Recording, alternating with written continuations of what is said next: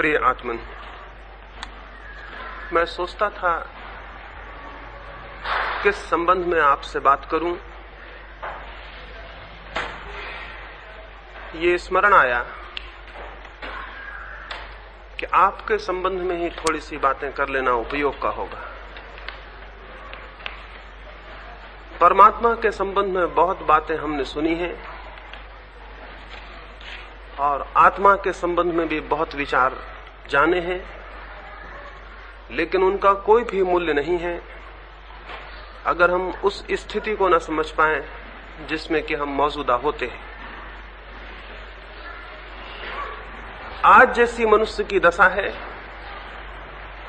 जैसी जड़ता और जैसा मरा हुआ आज मनुष्य हो गया है, ऐसे मनुष्य का कोई संबंध परमात्मा से या आत्मा से नहीं हो सकता है। परमात्मा से संबंध की पहली शर्त है, प्राथमिक सीढ़ी है कि हम अपने भीतर से सारी जड़ता को दूर कर दें और जो जो तत्व हमें जड़ बनाते हों उनसे मुक्त हो जाएं और जो जो अनुभूतियां हमें ज्यादा चैतन्य बनाती हों उनके करीब पहुंच जाएं।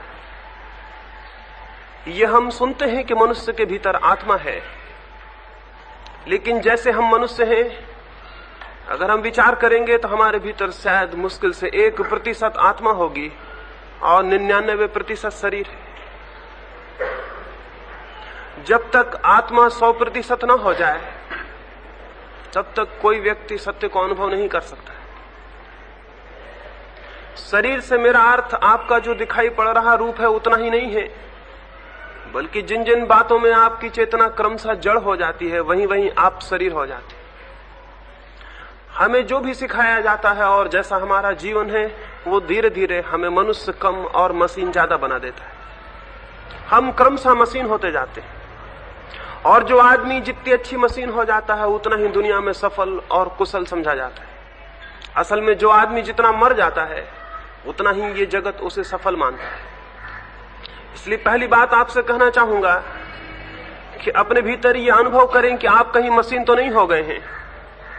एक आदमी 40 वर्ष तक रोज अपने सुबह उठ के दफ्तर जाता है, ठीक वक्त पर खाना खा लेता है, ठीक बातें जो उसने याद कर ली हैं बोल देता है, ठीक समय पर सो जाता है। सुबह से लेकर दूसरे दिन की सुबह तक उसकी क्रियाओं में सारा का सारा यांत्रिक है। धीरे धीरे वो आदमी जड़ हो जाता है, उसके भीतर चैतन्य का सारा आविर्भाव बंद हो जाता है। और जो आदमी इस जड़ता को जितनी तीव्रता से पकड़ लेता है, हम कहते हैं वो आदमी उतना कुशल है, उसकी उतनी ज्यादा योग्यता है। और ये सच है कि मशीन हमेशा मनुष्य से ज्यादा योग्य होती है, क्योंकि मशीन कोई भूल चूक नहीं करती है और मशीन ठीक समय पर काम करती है और अपने समय पर बंद होती है। इस जगत का जैसा विकास हुआ है वो क्रमशः इस भांति हुआ है कि हम मनुष्य की जगह मशीन को ज्यादा आदर देने लगे हैं और क्रमशः मनुष्य भी धीरे धीरे मशीन होता जाता है। जो आदमी जितना ज्यादा मैकेनिकल, जितना ज्यादा यांत्रिक हो जाएगा उतनी ही उसके भीतर की आत्मा सिकुड़ जाती है, उसके प्रगटीकरण के रास्ते बंद हो जाते हैं। हम अपने को देखेंगे तो हम पाएंगे हम करीब करीब एक मशीन की भांति हैं जो रोज वही के वही काम कर लेती है और हम इन कामों को दोहराते चले जाते हैं और एक दिन हम पाते हैं आदमी मर गया। मृत्यु इसी यांत्रिकता का अंतिम चरण है। हम धीरे धीरे जड़ होते जाते हैं। एक छोटा बच्चा जितना चैतन्य होता है एक बूढ़ा उतना चैतन्य नहीं होता। इसलिए क्राइस्ट ने कहा है जो छोटे बच्चों की भांति होंगे वे परमात्मा के राज्य को अनुभव कर सकते हैं। इसका कोई ये अर्थ नहीं कि जिनकी उम्र कम होगी, इसका ये अर्थ है कि जिनके भीतर स्फुरना, जिनके भीतर सहज चेतना जितनी ज्यादा होगी वे उतने जल्दी परमात्मा के करीब पहुंच सकते हैं, वे उतने जल्दी सत्य को अनुभव कर सकते हैं। जैसा विगत 2000-2500 वर्षों में मनुष्य का विकास होता रहा है, ये संभावना कम होती गई। हमारी सहजता, वो जो भी स्पॉन्टेनियस हो हमारे भीतर कम होता गया है और हमारी जड़ता बढ़ती गई है। जीवन जैसा है उसमें शायद जड़ता को बढ़ा लेना उपयोगी होता है। एक आदमी सेना में भर्ती हो जाए अगर वो चेतन हो तो सेना उसे इंकार कर देगी। वो जितना जड़ हो उतना ही अच्छा सैनिक हो सकेगा। जड़ होने का अर्थ है उसके भीतर अपनी कोई स्वतंत्र बुद्धि न रह जाए, उसे जो आज्ञा दी जाए वो उसे पूरा का पूरा पालन कर ले, उसमें जरा भी यहां वहां उसके भीतर कोई कंपन चेतन का नहीं होना चाहिए। इसलिए सैनिक धीरे धीरे जड़ हो जाता है, और जितना जड़ हो जाता है उतना ही हम कहते हैं वो योग्य सैनिक है। क्योंकि जब हम उससे कहते हैं आदमी को गोली मारो तो उसके भीतर कोई विचार नहीं उठता, वो गोली मारता है। और जब हम कहते हैं बाएं घूम जाओ तो बाएं घूम जाता, उसके भीतर कोई विचार नहीं उठता। डिसिप्लिन पूरी हो गई और आदमी मर गया। आज्ञा पूरी होने लगी और आदमी भीतर समाप्त हो गया। इसलिए दुनिया में जितने सैनिक बढ़ते जाएंगे उतना धर्म शून्य और क्षीण होता जाएगा, क्योंकि वे सब के सब इतने अनुशासित होंगे कि उनके भीतर चेतना का कोई प्रवाह नहीं हो सकता। इसलिए मैं सेनाओं के विरोध में हूं, इसलिए कि नहीं कि वे हिंसा करती हैं, बल्कि इसलिए कि इसकी पहले कि कोई आदमी हिंसा में समर्थ हो सके वो जड़ हो जाता है। और दुनिया में जितनी सेनाएं बढ़ती जाएंगी उतने लोग जड़ होते जाएंगे। और अब तो सारी दुनिया करीब करीब एक सैनिक कैंप में परिणित होती जा रही है। अब तो हम अपने बच्चों को भी कॉलेजों में, स्कूलों में सेना की शिक्षा देंगे, और हमें याद नहीं है कि हम जिस आदमी को भी सेना की शिक्षा दे रहे हैं, हम उसे इस बात की शिक्षा दे रहे हैं कि उसके भीतर चेतना क्षीण हो जाए, वो एक मशीन हो जाए, उससे जो कहा जाए वही वो करे, उसके भीतर अपनी कोई स्वतंत्र विचारना न रह जाए। अगर ये दुनिया में हुआ तो दुनिया में धर्म विलीन हो जाए। आप सोचते हो कि नास्तिक दुनिया में धर्म को विलीन कर रहे हैं तो आप गलती में हैं। दुनिया में धर्म उन बातों से विलीन हो रहा है जिन जिन बातों से हम जड़ होते जाते हैं, जिन जिन बातों से हमारी चेतना क्षीण होती जाती है। हम जितने ज्यादा अनुशासित हो जाएंगे, जितने ज्यादा डिसिप्लिन्ड हो जाएंगे, जितनी ज्यादा हम आज्ञाओं के अनुकूल चलने लगेंगे, उतनी ही ज्यादा हमारे भीतर मृत्यु की घटना घट जाएगी। विलियम जेम्स ने एक उल्लेख किया है, उसने लिखा है एक आदमी सेना से संघातक चोट लगने के कारण मुक्त हो गया। एक दिन सुबह गांव के बाजार से कुछ सामान लिए सिर पर से लौटता था। विलियम जेम्स अपने किसी मित्र से कह रहा था कि लोग सेना में बिल्कुल जड़ हो जाते हैं, ये आदमी जा रहा है ये बिल्कुल जड़ है। उसके मित्र ने कहा इसका प्रमाण क्या है? विलियम जेम्स ने कहा तुम जोर से कहो अटेंशन, और वो अपने सामान को छोड़ देगा और अटेंशन खड़ा हो जाए। उसने कहा ये तो मुझे संभव नहीं मालूम होता, लेकिन ये प्रयोग किया गया। जोर से उस होटल में बैठे हुए उसके मित्र ने चिल्ला के कहा अटेंशन, वो आदमी अपने सिर पर सामान रखा था, उसके हाथ छूट गया। उसे सेना से मुक्त हुए 2 साल हो गए थे, तो सामान गिर गया, वो अटेंशन खड़ा हो गया। तब उसे ख्याल आया कि मैंने ये क्या किया। जेम्स ने कहा यह आदमी जड़ हो गया है, इसके भीतर अब कुछ भी नहीं है जो चेतन हो, जो विचार करता हो, जिसमें बोध हो। सेनाएं दुनिया को जड़ बनाए दे रही हैं। जितनी ज्यादा टेक्नोलॉजिकल, जितनी ज्यादा यांत्रिक व्यवस्था विकसित हो रही है, यंत्रों के साथ प्रतियोगिता करने के लिए मनुष्य को भी यंत्र हो जाना पड़ेगा। उसे भी ऐसी आदतें बनानी नहीं होंगी जहां कि उसे सोचने का कम से कम मौका रह जाए। जो आदमी जितना ज्यादा सोचता है उतना ही असफल हो जाएगा। जो आदमी बिल्कुल नहीं सोचता और चले जाता है वह हमें दुनिया में सफल दिखाई पड़ेगा। दुकानें और दफ्तर और हमारे काम और हमारी मशीनें और औद्योगिक विकास मनुष्य को धीरे धीरे जड़ किए दे रहा है। अगर आपके मन में कोई भी धार्मिक होने की उत्सुकता है तो इस जड़ता के बाहर जाना एकदम जरूरी है। जो इस भांति जड़ हो जाएगा उसके भीतर चेतना की लौ बुझ जाएगी। फिर आप कितना ही मंदिर जाएं और कितनी ही प्रार्थनाएं पूजाएं करें, वो सब व्यर्थ हैं। और सच तो यह है कि व्यवसायियों ने उनको भी जड़ता का रूप दे दिया है। एक आदमी रोज बैठ के 15 मिनट या आधा घंटा एक मंत्र को दोहरा लेता है, वो भी एक जड़ता है, वो भी एक मैकेनिकल रिपीटिशन है। वो रोज रोज वैसा ही दोहराता रहेगा, पूरे जीवन दोहराता रहेगा। जिस दिन नहीं दोहराएगा उस दिन उसको जरा अड़चन लगेगी, वो कहेगा आज जरा तकलीफ मालूम होती है, आज मैंने सुबह अपना मंत्र नहीं पढ़ा, आज सुबह मैंने गायत्री या नमोकार नहीं पढ़ा, आज मैंने सुबह की नमाज नहीं की है, तो मुझे कुछ बेचैनी मालूम होती है। ये बेचैनी कोई अच्छी बात नहीं है, ये इस बात की सूचना है कि तुम एक आदत के ऐसे जड़ीभूत हो गए हो कि उस आदत को छोड़ने की तुम्हारी हिम्मत नहीं। ये आदत, एक आदमी सिगरेट पीता है, शराब पीता है और नहीं उसे सिगरेट मिले नहीं शराब मिले तो जैसी बेचैनी होती है उससे भिन्न नहीं है। ये वैसी की वैसी आदत है। आदतें मनुष्य की चेतना को दबा देती हैं। जिस मनुष्य को आत्मा को उपलब्ध करना हो उसकी उतनी ही कम आदतें होनी चाहिए, उसके उतने ही कम बंधन होने चाहिए, उसमें उतनी ही कम जड़ता होनी चाहिए। राज जो मैंने कहा संवेदना का क्या अर्थ है?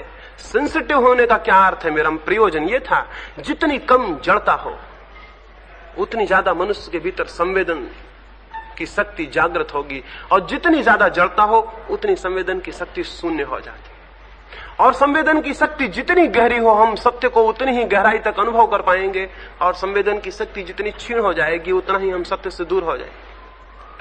तो मैं आपको कहूंगा, जो धार्मिक हैं वो स्मरण रखें कि धर्म उनकी आदत ना बन जाए, कहीं धर्म भी उनकी एक जड़ आदत ना बन जाए कि वो सुबह रोज मंदिर जाएं, नियत समय पर मंदिर जाएं, एक नियत मंत्र पढ़ें, एक नियत देवता के सामने हाथ झुकाएं, ये कहीं उनकी जड़ आदत ना हो। और सच ये है कि 100 में 99 मौके पर ये एक जड़ आदत है, और ये आदत बेहतर नहीं है, और ये आदत ठीक नहीं है। फिर ये भी स्मरण रखें कि आपने दूसरों की आज्ञाएं स्वीकार कर ली हैं और आप उनके अनुकूल वर्तन कर रहे हैं, उनके अनुकूल आचरण कर रहे हैं, ये भी जड़ता का अंगीकार कर लेना है। जब भी मैं कोई आज्ञा दूं और आप स्वीकार कर ले तो आपकी चेतना भीतर क्षीण हो जाती है। जब भी दूसरा कुछ कहे और आप स्वीकार कर ले, आपके भीतर की चेतना जड़ होने लगती है। समाज कहता है, संस्कार कहते हैं, पुरोहित कहते हैं, हजारों वर्षों की उनकी परंपरा है, उसके वजन पर कहते हैं, उद्धरण करते हैं, शास्त्रों का दबाव डालते हैं कि ये ठीक है, और हम उसे मान लेते हैं और उसे स्वीकार कर लेते हैं। धीरे धीरे हम स्वीकार मात्र पर टिके रह जाएंगे और हमारे भीतर जो स्फुरण होना चाहिए था जीवन का, वो बंद हो जाएगा। जीवन के स्फुरण के लिए जरूरी है कि व्यक्ति आज्ञाओं के पीछे नहीं बल्कि स्वयं के विवेक के पीछे चले, और जीवन के स्फुरण के लिए जरूरी है कि जो जो चीजें जड़ करती हों व्यक्ति उनसे अपने को मुक्त कर ले। स्वाभाविक ये प्रश्न उठेगा, तब तो इसका यह अर्थ हुआ कि अगर मैं एक दफ्तर में 40 वर्षों तक काम करने जाता हूं तो मैं उस दफ्तर को छोड़ दूं, उस दुकान को छोड़ दूं, उस घर को छोड़ दूं। इसका तो ये अर्थ होगा, और ये अर्थ बहुत लोगों ने लिया है। दुनिया में जो सन्यासी होते रहे हैं, समाज को, घर को, द्वार को छोड़कर वो इसीलिए होते रहे हैं कि उन्हें ये लगा कि ये सब तो जड़ किए दे रहा है, इसलिए इसको छोड़ दो। लेकिन वे एक जड़ता को छोड़ते हैं और दूसरी जड़ता को पकड़ लेते हैं। इससे कोई बहुत भेद नहीं पड़ता। संसार को छोड़कर भागते हैं और सन्यास में जाते हैं, और सन्यास उन्हें और भी जड़ कर देता है। मेरा अपना देखना यह है कि मैंने अभी कोई सन्यासी ऐसा नहीं देखा जिसकी संवेदना की शक्ति ग्रस्त की संवेदना शक्ति से ज्यादा हो, कम है। वो और भी जड़ हो गया है, उसके अनुभव करने की सीमाएं और संकुचित हो गई हैं। उसने और इतना दमन किया है और एक पैटर्न पर, एक ढांचे पर अपने जीवन को ढाला है कि उसके भीतर तो और भी चेतना के विकास की संभावना कम हो गई। जो संसार से भाग के सन्यासी होगा वो एक जड़ता से दूसरी जड़ता में गिर जाएगा, इससे कोई बहुत भेद नहीं पड़ता। इसलिए सवाल संसार से भागने का नहीं है, दफ्तर से भागने का नहीं है, घर से भागने का नहीं है। सवाल यह है कि जो भी आप कर रहे हैं वो तो करना होगा, लेकिन ये स्मरण रखने का है कि वो आपके भीतर जड़ता न लाए। और ये हो सकता है आप जहां हैं वहीं रहते हुए ये हो सकता है कि आपके भीतर जड़ता पैदा न हो और आपके भीतर संवेदना की शक्ति तीव्र हो, चेतना की ज्योति जले। ये कैसे होगा? इसके होने के कुछ नियम हैं, और वे नियम ही धर्म के मूल नियम हैं, वे नियम ही योग की मूल शर्तें हैं। सबसे पहला नियम तो यह है कि जिस व्यक्ति को सत्य को जानना हो वो पलायन की प्रवृत्ति छोड़ दे, एस्केप की प्रवृत्ति छोड़ दे कि यहां तकलीफ है इसलिए यहां से भाग जाऊं। इससे कोई बहुत भेद नहीं पड़ता। आप जहां जाएंगे वहां तकलीफ शुरू हो जाएगी, क्योंकि आप जैसे आदमी हैं वही का वही आदमी दूसरी जगह पहुंच जाएगा। मैंने सुना है एक गांव में सुबह ही सुबह सर्दी के दिन थे और गांव का परकोटा था।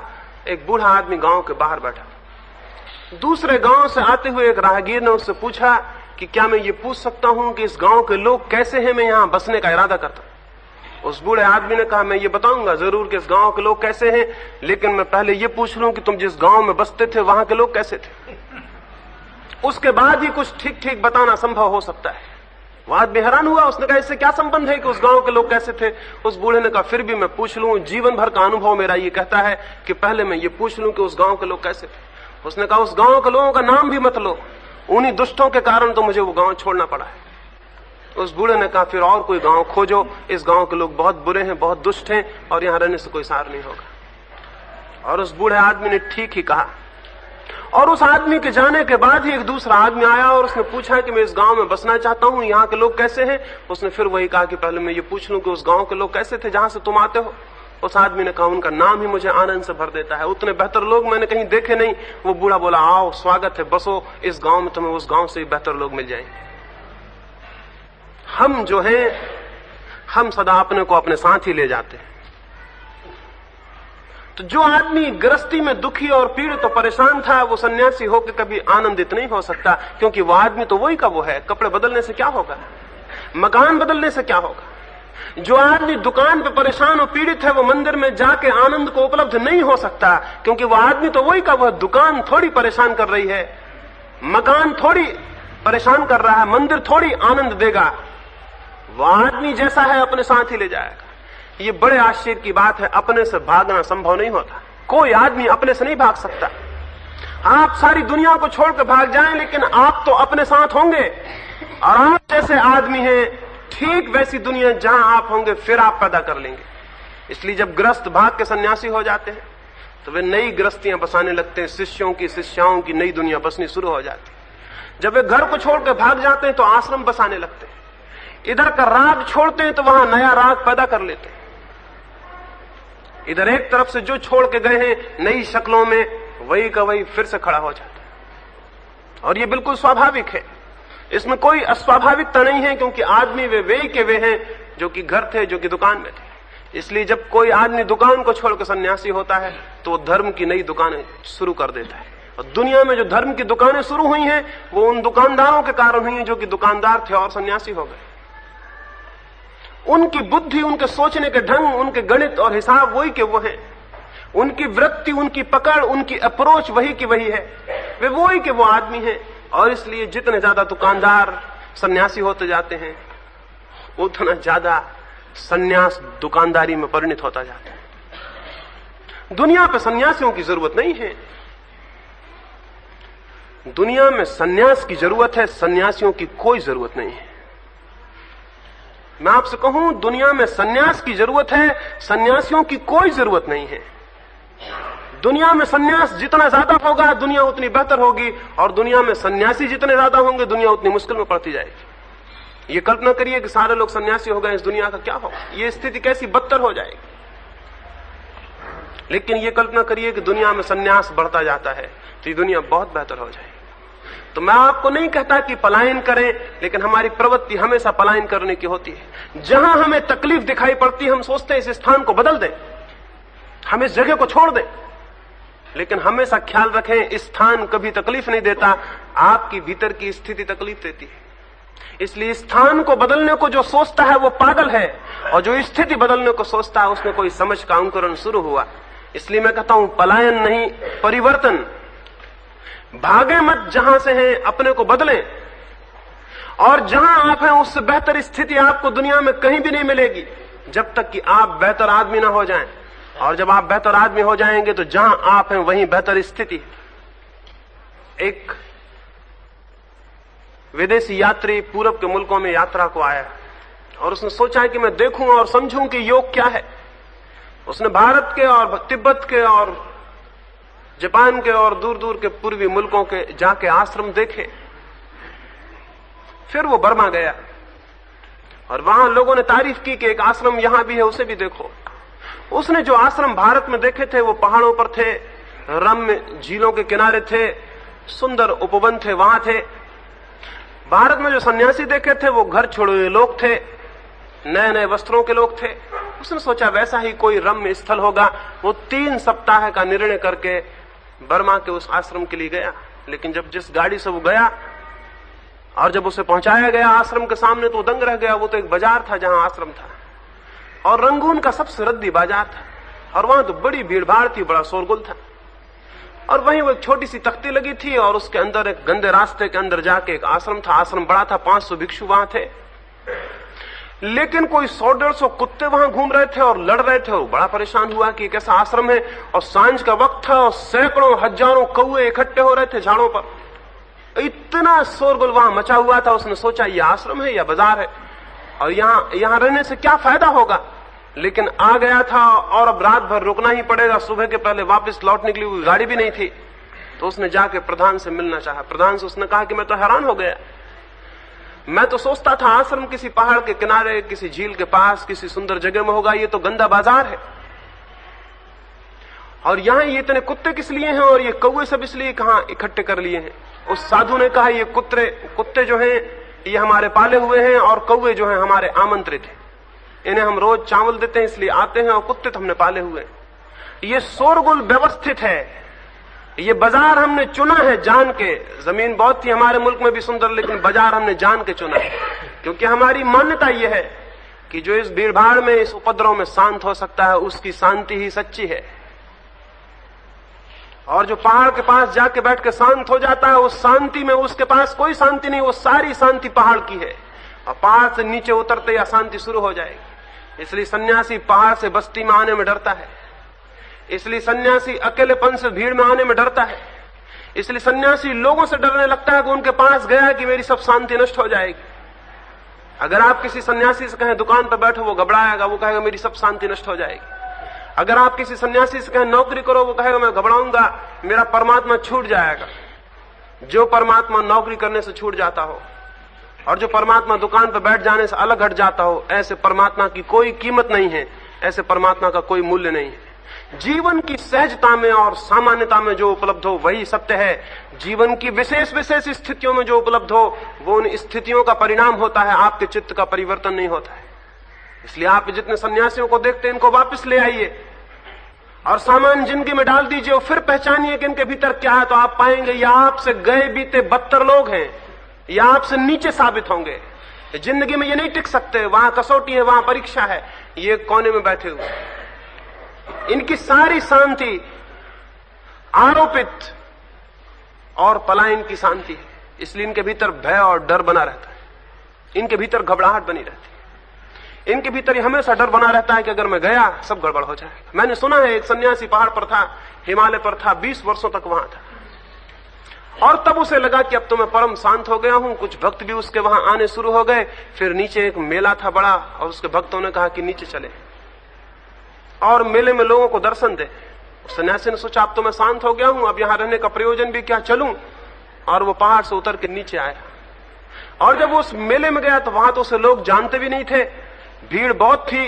एक आदमी का जूता उसके पैर पे पड़ गया। जैसे ही उसके पैर में पैर दबा, उसका सारा क्रोध जिसे वो सोचता था विलीन हो गया है 20 वर्ष पहले, वो वापस खड़ा हो गया। वो वही का वही आदमी था जो 20 वर्ष पहले पहाड़ पर गया था।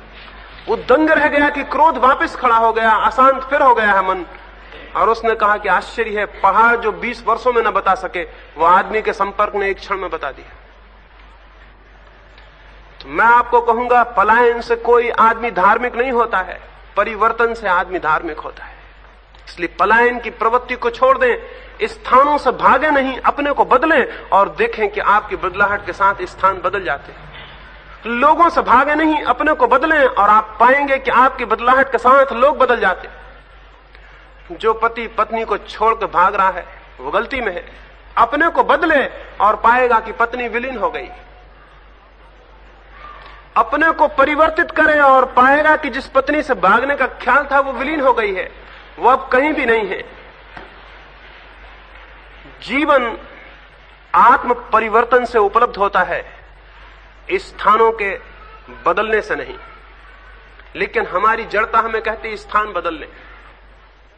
तो मैं आपको कहूंगा कि जहां जहां जीवन में जड़ता पैदा हो रही है वहां कुछ आंतरिक प्रयोग हैं जो जड़ता को पैदा नहीं होने देंगे, और आप निरंतर एक नई ताजगी और एक इनोसेंस को, एक निर्दोष चित्तता को बचा के रख सकते हैं। और जो नहीं वैसा बचाएगा उसके लिए धर्म में कोई गुंजाइश, कोई गति नहीं। कैसे ये होगा? किस भांति मनुष्य के भीतर कुछ चीज डेड हो जाती है, मर जाती है। चेतना कैसे जड़ हो जाती है? चेतना जड़ हो जाती है क्योंकि अतीत का भार हम पर भारी हो जाता है। हम ऐसे लोग हैं जो निरंतर पीछे से दबे रहते हैं।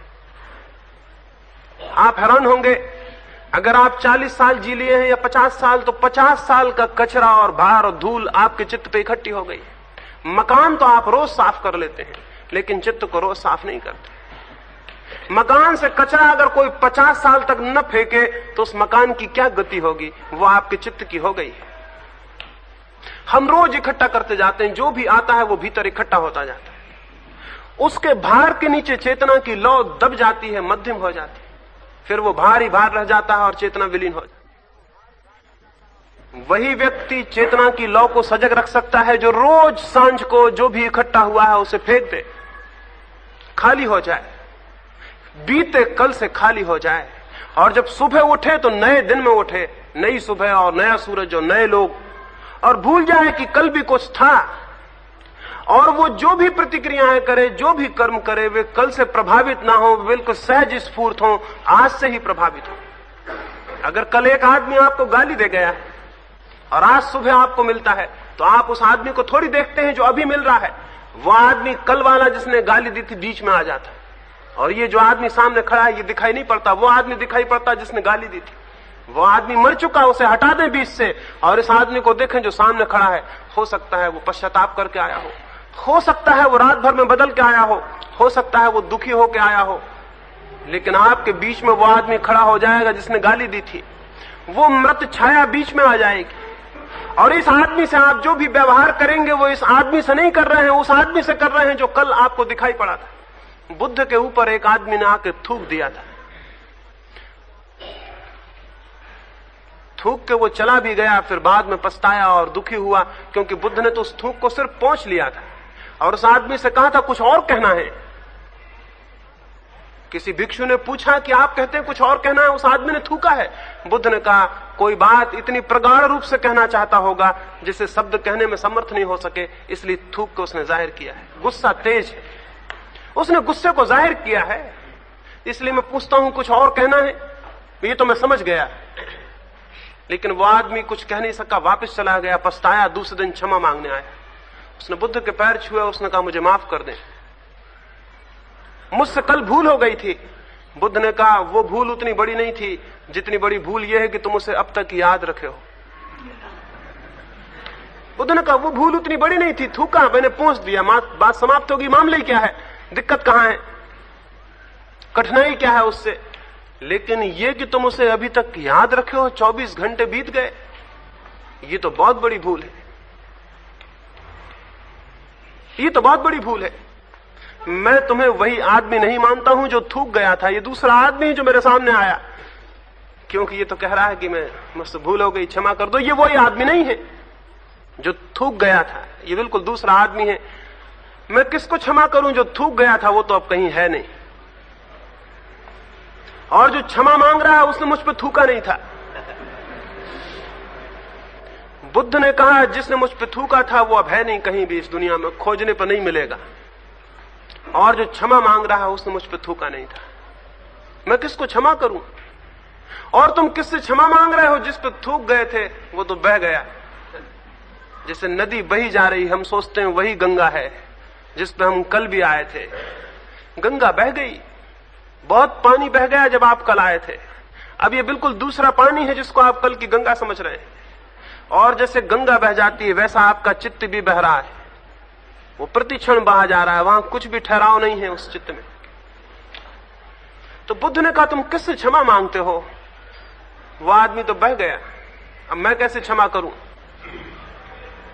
तो बुद्ध ने कहा इतना ही स्मरण रखो, जो हो गया उसे जाने दो, बह जाने दो, जो है उसमें जागो।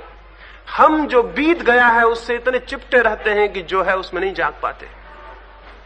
हम सारे लोग मुर्दा लाशों को लिए रहते हैं, इसलिए जिंदा आदमी नहीं हो पाते। अतीत को मर जाने दें तो आपको जीवन मिलेगा, और जो आदमी जितने अतीत को मर जाने देगा और रोज नया हो जाएगा, रोज ताजा हो जाएगा और ऐसे जागेगा जिससे पहले बार दुनिया में पैदा हुआ है, उस आदमी के भीतर जड़ता इकट्ठी नहीं होगी। क्या आपको स्मरण है कि पहले दिन आप जब अपनी पत्नी से मिले थे उसी भांति अब भी मिलते हैं? अब वो सब जड़ हो गया है। अब 20 वर्षों की स्मृतियां बीच में खड़ी हो गई हैं, और ये 20 वर्षों की स्मृतियां आपकी पत्नी को आपसे बहुत दूर किए दे रही हैं, आप बहुत दूर हो गए। और इसीलिए जो आनंद पहले क्षण में मिलकर आपको अपनी पत्नी से मिला था वो आज नहीं मिलेगा। लेकिन अगर ये 20 वर्षों की स्मृतियां बीच से गिर जाएं और आप नए होकर और नई पत्नी को देख पाएं, तो शायद वही आनंद का क्षण फिर उपलब्ध हो जाए। आप रोज सुबह सूरज को देखते हैं, सोचते हैं वही सूरज फिर उग रहा है, कोई सूरज दोबारा नहीं उगता। और आप फूलों के पास से गुजरते हैं, सोचते हैं वही फूल फिर खिले हैं, कोई फूल दोबारा नहीं खिलते। और कोई तारे दोबारा नहीं निकलते, सब नया है। अगर आपकी स्मृति का भार ना हो तो जीवन आपको प्रतिक्षण नया मालूम होगा। और जब आप इस नवीन के प्रति जाग सकेंगे और अपनी जड़ता को छोड़ देंगे तो आपको कुछ अनुभूतियां मिलनी शुरू होंगी, जिन अनुभूतियों की समग्रता का नाम परमात्मा है। तब आपको कुछ अनुभव होना शुरू होगा। जो अतीत से दबा है वो कभी परमात्मा को नहीं जान सकता, क्योंकि परमात्मा प्रतिक्षण मौजूद है। परमात्मा अतीत नहीं है, परमात्मा प्रतिक्षण वर्तमान है। जो अतीत से दबा है वो वर्तमान को नहीं जान सकता। तो आपकी सारी जड़ता अतीत पैदा करता है। एक साधु ने अपने शिष्य को कहा था, तुम जाओ, जो तुम मेरे पास नहीं समझ सके हो वो मेरा एक मित्र है, उसके पास जाके समझ लो। वो उसके मित्र के पास गया, देख के हैरान हुआ कि जहां उसे भेजा गया है वो तो एक सराय का रखवाला है। जाते से उसका मन ये हुआ कि सराय के रखवाले से मैं क्या सीखूंगा, लेकिन फिर भी भेजा गया हूं तो वो रुका। उसके गुरु ने कहा था, तुम सुबह से शाम तक देखना कि वो क्या करता है, उसकी पूरी चर्या को समझना।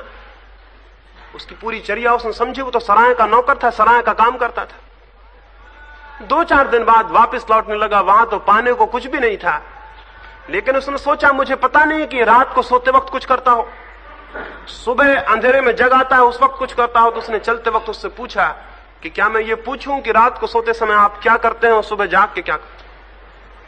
उसने कहा कि दिन भर में सराय के बर्तन गंदे हो जाते हैं, रात सोते वक्त उनको झाड़ पहुंच के साफ करके रख देता हूं, फिर रात भर में उनमें धूल जम जाती, सुबह उठ के फिर उनको साफ करता हूं। तो उसने सोचा कि कहां के पागल के पास मुझे भेज दिया, वो केवल सराय का रखवाला है और बर्तन साफ करता है। वो वापस लौट आया। उसने अपने गुरु को कहा, गुरु ने कहा कि बात तो पूरी थी अगर तुम समझते। उसने कहा कि दिन भर में बर्तन गंदे हो जाते हैं, सांझ में साफ कर लेता हूं, रात भर में फिर थोड़ी बहुत धूल जम जाती है, सुबह फिर साफ कर लेता हूं, यही तो कुल जमा करना है। वो चित्त हमारा दिन भर में गंदा हो जाता है, उसे रात सोते वक्त साफ कर लें, उसे पोंछ डालें, और सुबह सपने फिर रात भर में कुछ गंदा कर देंगे, सुबह फिर उसे पोंछ डालें। कैसे पहुंचेंगे? क्योंकि मकान पहुंचना तो हमें मालूम है, लेकिन चित्त को कैसे पहुंचेंगे?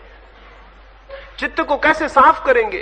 कौन सा जल है जो चित्त के बर्तन को साफ करेगा? मैं आपको कहूं, मौन चित्त को साफ करता है। जो जितना ज्यादा मौन में प्रविष्ट होता है उतना उसके चित्त का बर्तन साफ हो जाता है। मौन के जल से चित्त के बर्तन धोए जाते हैं, लेकिन हम मौन रहना भूल गए हैं। हम एकदम बोले जा रहे हैं, दूसरों से या अपने से। हम 24 घंटे बातचीत में लगे हुए हैं, अपने से या दूसरों से। सोते समय भी हम बातचीत करते हुए सोते हैं, उठते ही हम फिर बातचीत में लग जाते हैं। हम बातों से घिरे हुए हैं, मौन हम भूल गए हैं। इस संसार में अगर कोई चीज खो गई है तो मौन खो गया है, और जहां मौन खो जाएगा वहां जीवन में जो भी श्रेष्ठ है वो सब खो जाएगा। क्योंकि सब श्रेष्ठ मौन से जन्मता है, उस साइलेंस से पैदा होता है। रात को सोते वक्त घड़ी भर को बिल्कुल साइलेंस में उतर जाएं, बिल्कुल चुप हो जाएं, सब तरह से मौन हो जाए। सुबह उठते वक्त सब भांति मौन होके थोड़ी देर पड़े रहें और फिर उठे। और दिन में भी 24 घंटे ये ख्याल रहे कि जहां तक बन पड़े मेरे भीतर मौन हो। जो अति आवश्यक है वो बोला जाए, जो अति आवश्यक है वो सोचा जाए, अन्यथा मेरे भीतर मौन हो। और अगर कोई सजग होकर इसका स्मरण रखे कि मेरे भीतर मौन हो, तो धीरे धीरे मौन का अवतरण शुरू हो जाता है। अगर रास्ते पे चलते वक्त आप ये ख्याल रखें कि मैं मौन चलूं, पहले तकलीफ होगी, जीवन भर की आदत है, शायद अनेक जीवन की आदत है, लेकिन धीरे धीरे स्मरण पूर्वक अगर भोजन करते वक्त स्मरण रखें कि मैं मौन रहूं।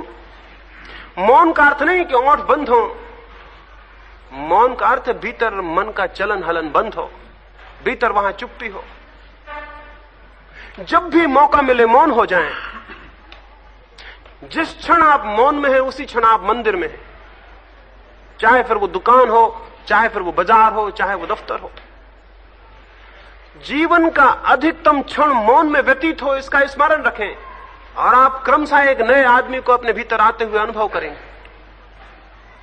क्रमशः आपके भीतर एक नए मनुष्य का जन्म होने लगेगा। आप बिल्कुल नई चेतना को अनुभव करेंगे और आपके भीतर जड़ता टूटनी शुरू हो जाएगी। एक समय आएगा आपके भीतर कोई जड़ता नहीं होगी और केवल चैतन्य रह जाएगा। जिस क्षण व्यक्ति पूर्ण मौन में स्थापित अपनी चेतना को प्रवेश करता है, उसी क्षण उसके भीतर शरीर विलीन हो जाता है और केवल आत्मा का अनुभव शेष रह जाता है। जिस क्षण आप पूरे मौन में हैं, उसी क्षण आप संसार में नहीं हैं, परमात्मा में हैं। इसको मैं सन्यास कहता हूं। ऐसा व्यक्ति जो सारी भीड़ के बीच मौन है, सन्यासी है। ऐसा व्यक्ति जो सारे कामों के बीच मौन है, सन्यासी है। ऐसा व्यक्ति जो सब करते हुए मौन है, सन्यासी है। जिसके भीतर मौन है वो सन्यास को पा गया, क्योंकि मौन ही द्वार खोलता है परमात्मा के। मौन ही द्वार खोलता है अनंत चेतना के। मौन ही द्वार खोलता है पदार्थ के पार जो है उसके लिए। स्मरण रखें, जो भी साधने जैसी बात है, जो भी पाने जैसी बात है, जो भी उपलब्ध करने जैसी बात है, वो है साइलेंस, वो है मौन। संसार 24 घंटे आपके भीतर मौन को तोड़ रहा है। आप खुद 24 घंटे अपने मौन को तोड़ रहे हैं। फिर चाहे आप शास्त्र पढ़ें, ग्रंथों को याद करें, तत्व ज्ञान को स्मरण कर लें, वो भी सब आपके मौन को तोड़ रहा है। उससे भी आप मौन में नहीं जा रहे। वो सब तत्व ज्ञान भी आपके भीतर बातचीत बन रहा है। चुप हो जाएं, इससे बेहतर और कुछ भी नहीं है। और चुप्पी को अनुभव करें अपने भीतर। और उस घड़ी में जब आपके भीतर कोई भी नहीं बोलता होगा, जब निबिड़ सन्नाटा होगा, जैसे कोई दूर एकांत में वन में सब शांत हो, कोई पक्षी भी ना बोलता हो, वैसा जब निबिड़ सन्नाटा आपके भीतर होगा, तो आप अनुभव करेंगे आप सामान्य व्यक्ति नहीं हैं। आप देह के घेरे में बंधे हुए व्यक्ति नहीं हैं। आपकी चेतना तब आकाश को छूने की सामर्थ्य को उपलब्ध हो जाती है। उस मौन में आपको दिखाई पड़ता है, अनुभव होता है, सुनाई पड़ता है वो जो परमात्मा का है। इस मौन को ही मैं प्रार्थना कहता हूं, इस मौन को ही ध्यान कहता हूं, इस मौन को ही समाधि कहता हूं। और इसे साधने के लिए किसी के पास सीखने जाने की जरूरत नहीं है, क्योंकि जो भी आप सीखेंगे वो आपके भीतर बातचीत बन जाएगा। इसे साधने के लिए किन्हीं ग्रंथों को पढ़ने की जरूरत नहीं है, और इसे साधने के लिए किन्हीं पहाड़ों पर जाने की जरूरत नहीं है। जहां है वहां ही स्मरण पूर्वक इतना ही ध्यान रखें कि मेरे भीतर व्यर्थ की बातचीत ना चले, और जब भी व्यर्थ की बातचीत चले तब शांत होकर उसे देखें और कुछ ना करें। और आप हैरान होंगे, अगर आप अपने भीतर चलती हुई बकवास को शांत होकर देखें तो आपके भीतर एक नए तत्व का अनुभव होगा जो केवल देख रहा है। बातचीत चल रही है और वो दूर खड़ा है, और तब आपको यह अनुभव होगा कि चित्त बातचीत में लगा हुआ है, लेकिन आत्मा अभी भी मौन है और शांत है। वो जो देखने वाला तत्व है वो आपकी आत्मा है, वो निरंतर मौन में और निरंतर साइलेंस में है। उसका थोड़ा सा अनुभव जैसे जैसे गहरा होगा, बातचीत गिरती जाएगी, बातचीत विलीन होती जाएगी। एक समय आएगा आपके भीतर कुछ भी विचार चलते हुए नहीं रह जाएंगे। और जब कोई विचार नहीं चलते हैं तो विचार शक्ति का जन्म होता है, और जब तक विचार चलते हैं तब तक विचार शक्ति का जन्म नहीं होता। जितने ज्यादा विचार हो जाएंगे आप उतने विक्षिप्त हो जाएंगे। पागल के विचार ही विचार रह जाते हैं, विवेक बिल्कुल नहीं रह जाता। इसलिए दुनिया के बहुत बड़े बड़े विचारक पागल होते देखे जाते हैं। वो इस बात का सबूत है कि विचारक सत्य को अनुभव नहीं कर सकता। और आज तक दुनिया में किसी विचारक ने सत्य को अनुभव नहीं किया है और न कभी कर सकेगा। जब हम बुद्ध को, महावीर को विचारक कहते हैं तो हम गलती करते हैं। ये विचारक नहीं है, इन्होंने तो विचार को छोड़ दिया है। ये तो सब विचार को छोड़कर चुप हो गए हैं, ये दृष्टा है। और जो दृष्टा हो जाता है वो सब पा लेता है। एक छोटी सी कहानी अपनी चर्चा को मैं पूरा करूंगा। उपनिषदों के समय में एक युवक सत्य की तलाश में गया। उसने अपने गुरु के चरणों में सिर रखा और उसने कहा कि मैं सत्य को पाने आया हूं। उसके गुरु ने कहा, सत्य को पाना चाहते हो या सत्य के संबंध में कुछ पाना चाहते हो? उसके गुरु ने कहा, सत्य को जानना चाहते हो या सत्य के संबंध में कुछ जानना चाहते हो? अगर सत्य के संबंध में कुछ जानना है तो फिर मेरे पास रुक जाओ, और अगर सत्य को जानना है तो फिर मामला कठिन है। उस युवक ने कहा, मैं सत्य को जानने आया, संबंध में जानने को नहीं आया। संबंध में ही जानना होता तो मेरे पिता खुद बड़े पंडित थे, सभी शास्त्र वे जानते हैं। लेकिन जब मैंने उनसे कहा कि मैं सत्य को जानना चाहता हूं तो उन्होंने कहा, मैं असमर्थ हूं, तू कहीं और खोज, मैं सत्य के संबंध में जानता हूं, मैं शास्त्रविद हूं, मुझे सत्य का कोई पता नहीं, तो मैं सत्य को ही जानने आया हूं। उसके गुरु ने कहा तब ऐसा करो, इस आश्रम में जितने गाय बैल हैं, कोई 400 के करीब हैं, इन सबको ले जाओ, दूर ऐसे जंगल में चले जाना जहां कोई आदमी ना हो, और जब ये गाय बैल 1000 हो जाएं, इनके बच्चे होंगे और ये 1000 हो जाएंगे, तब तुम लौट आना। और तब तक एक शर्त याद रखो, जो भी बात करनी हो इन्हीं गाय बैलों से कर लेना, जो भी बात करनी हो इनसे कर लेना, किसी आदमी से मत बोलना, जो भी तुम्हारे दिल में आए इन्हीं से कह लेना, और इतने दूर चले जाना कि कोई आदमी ना हो, और जब ये 1000 हो जाए तो वापस लौट आना। वो युवक उन 400 गाय बैलों को खदेड़कर जंगल में गया, दूर से दूर गया जहां कोई भी नहीं था, वहां वे जानवर और वो अकेला रह गया। उनसे ही बात करनी पड़ती, जो भी कहना होता उन्हीं से कहना होता। उनसे क्या कहता, उनसे क्या बात करता, उनकी आंखों में तो कोई विचार ना था। गाय की आंख कभी देखी है?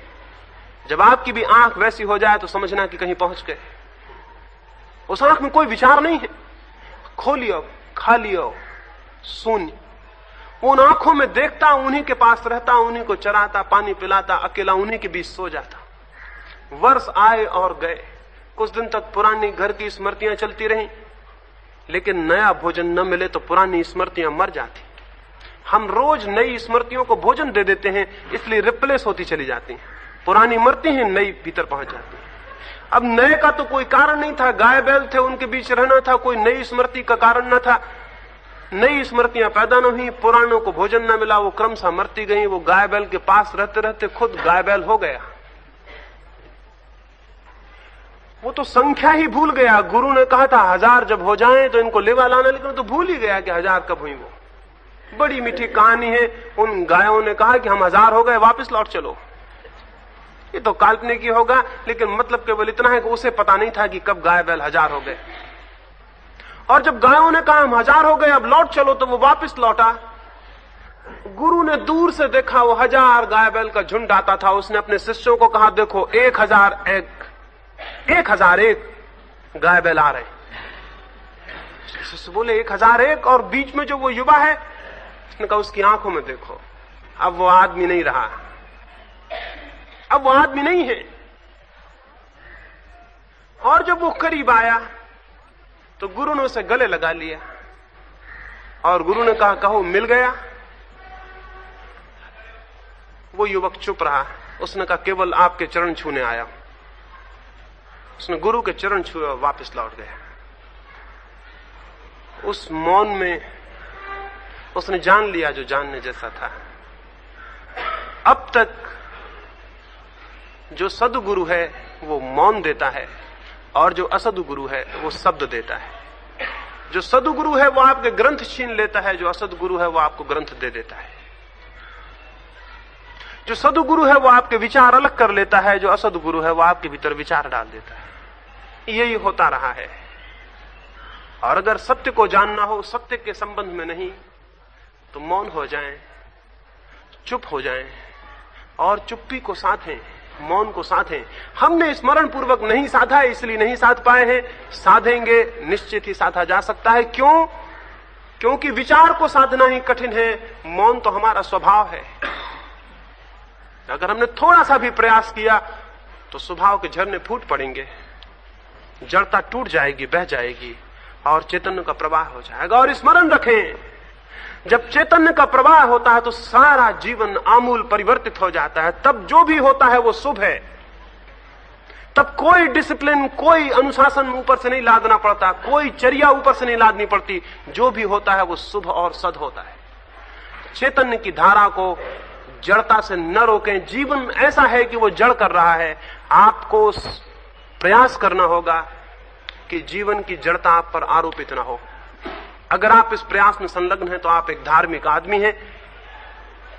हिंदू, मुसलमान, ईसाई होने से आप धार्मिक नहीं हैं। जड़ता के विरोध में अगर अपने भीतर लड़ रहे हैं तो आप धार्मिक हैं। और चैतन्य की आशा में, अपेक्षा में और प्रार्थना में अगर संघर्षशील है तो धार्मिक हैं। ईश्वर करे आपको धार्मिक बनाए। आप तथाकथित धर्मों से मुक्त हों और धार्मिक बने। आप तथाकथित मंदिर, शिवालय और मस्जिदों से मुक्त हों और धार्मिक बने। इस दुनिया में अगर धार्मिक आदमी का अवतरण हो जाए तो हम मनुष्य को बचाने में सफल हो जाएंगे। अन्यथा थोड़े ही दिनों में सारे मशीनें ही मशीनें दिखाई पड़ेंगी, कोई आदमी कहीं दिखाई नहीं पड़ेगा। आदमी मर रहा है और मशीनें जीती जा रही हैं। धीरे धीरे हम सब मशीनों की भांति हो जाएंगे और ये सबसे बड़ी दुर्घटना होगी। एटम बम या हाइड्रोजन बम इतनी बड़ी दुर्घटनाएं नहीं है, अगर वो गिर जाए तो कोई हर्जा नहीं है उतना, लेकिन अगर सारे मनुष्य जड़ मशीनों की भांति हो गए तो सब समाप्त हो जाएगा। प्रेम और सौंदर्य और सत्य और शुभ सब विलीन हो जाएंगे। इन सब का जन्म चैतन्य के विकास से होता है। जड़ता को ना आने दें अपने भीतर और चैतन्य को विकसित करें। चैतन्य के विकास का नियम है मौन को, शून्य को, ध्यान को, जागरूकता को अपने भीतर जो जितना विकसित करता है वो उतना मौन को उपलब्ध हो जाता है। परमात्मा आपके सब शब्द छीन ले, परमात्मा आपके सब विचार छीन ले, परमात्मा आपको निपट मौन कर दे, निरीह कर दे, आपको एकदम दरिद्र कर दे, आपकी आत्मा एकदम गरीब हो जाए विचारों से, तो आप एकदम समृद्ध हो जाएंगे और आपको अनंत संपत्ति के द्वार उपलब्ध हो जाएंगे। यही प्रार्थना करता हूं। मेरी बातों को इतनी गर्मी में बैठ के सुना इतने प्रेम से, उसके लिए बहुत अनुग्रहित हूं। सबके भीतर बैठे हुए परमात्मा को मेरा प्रणाम स्वीकार।